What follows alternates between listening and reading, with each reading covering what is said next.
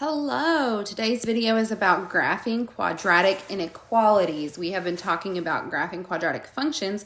This is only slightly different. All right, so our steps that we're going to take are fill in your table using your usual methods, plot the points. Don't draw your line because you have to choose whether to use a dotted line or a solid line. Dotted lines are for the ones that don't have the equal to dash.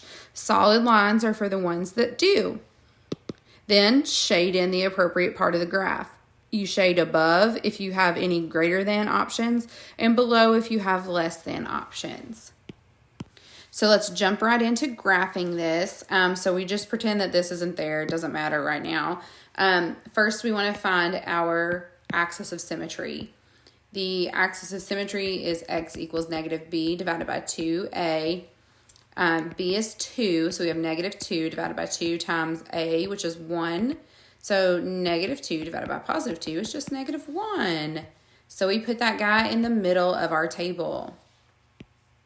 So in case we need a refresher, we're now going to take it to the calculator. We're going to use y equals, and then we're going to graph, and then we're going to do second table to find our values. So let's see what that looks like.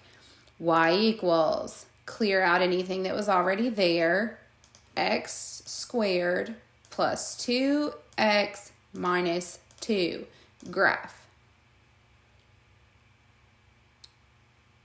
I think I did something wrong. I did. I put x2 instead of x squared.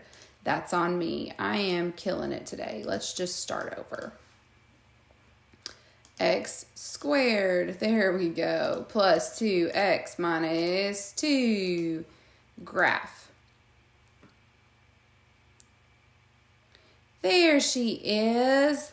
All right, so that's what our graph should roughly look like, but we want the table. So we're going to go to the table, put negative 1 in the middle because that's the vertex we chose. Check to make sure that we have reflections around the vertex. And then we can plot all or put all of these in our table. All right, so our table is filled in from our calculator. Now we just plot our points. So negative 4, 6 means left 4 up 6. That's right here. Negative 3, 1 is here. Negative 2, negative 2. That is down here. Then we have negative 1, negative 3, 0, negative 2, 1, 1, and 2, 6. Now, we want to pause because we have to choose whether to use a dotted line or a solid line. So if we look here, we have a greater than symbol. So I'm just going to go ahead and look. Here is a greater than symbol, and here is a greater than symbol. So now we know that we have to use a dotted line, and we have to shade above it. All right. So come back over here to our graph, and we are going to add the line, a dotted line for our parabola. All right. So dashed line, dotted line, however you want to say it. It doesn't have to be perfect. Arrow, arrow. Okay, now we have that y is anything greater than this parabola. So we are going to shade above the parabola. So we just color this in. Ta-da! That's it. All right, so I'll do one more example with you, and then I'm going to release you.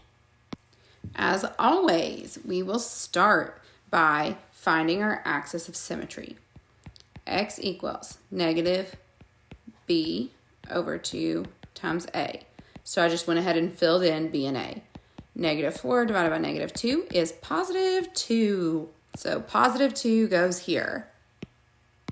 Okay, so we pull out our calculator now, and we go to y equals. We clear out whatever's there. We type in negative x squared plus 4x minus 1, graph. All right, so this is roughly what our graph should look like. We want to keep that in mind so that we know that we're not completely wrong when we graph it. Then we hit second graph to get to the table. And 2 is the vertex, so we want to put 2 in the middle of the x values.